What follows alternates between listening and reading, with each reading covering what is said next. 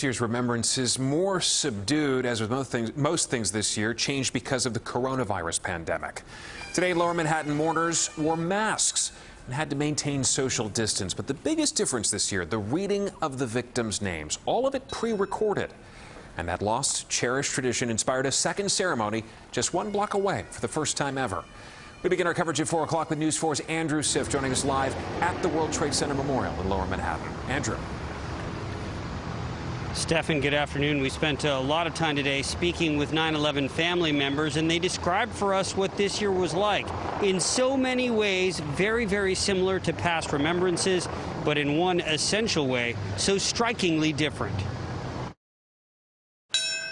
The bell at 8:46 a.m., the time of the first plane's impact, all too familiar.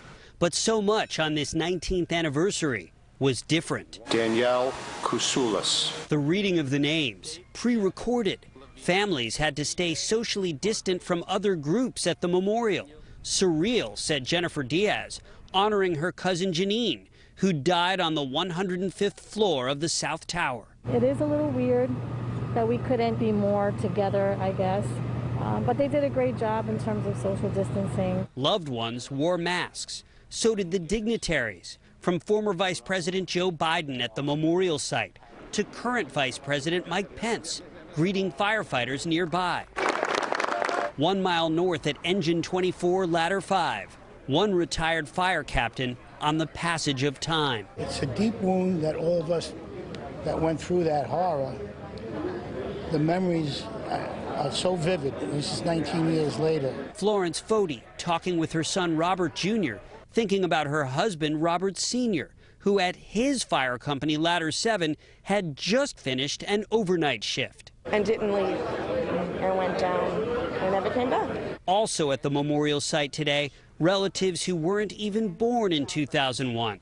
Like 17-year-old Ryan Gomez, whose grandpa was a bartender at Windows on the World. It's complicated for every family who lost someone. Paula E. Morales. But even in a pandemic, even with a different look and sound, John Joseph Ryan. The relatives who made this pilgrimage said they'd do it again no matter the obstacles. It's been so much of their lives. Anastasia Whitty was a 13-year-old 8th grader in Brooklyn. Now she's 32, still honoring her cousin, Terrell Coleman. He's my family, he's blood, so I'm here to pay my respects to him and to also all the other people that have passed away as well.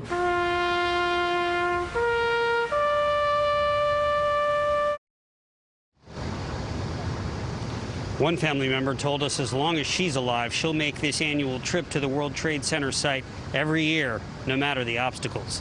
Live in Lower Manhattan, Andrew Siff, News 4 New York.